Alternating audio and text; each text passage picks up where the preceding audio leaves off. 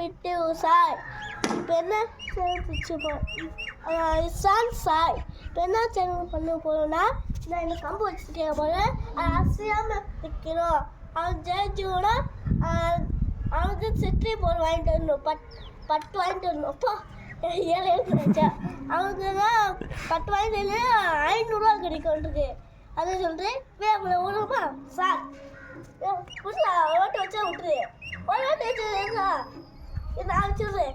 நான் சொல்லி மட்டும் பண்ணுவேன். அசையாமல் நிற்க மாட்டேங்க, இன்னும் ஒன்றுமே நிற்க மாட்டேது. ஒன்று அவுட்டாக போயிட்டு அதான் நான் அடிக்கிறேன் பாரு.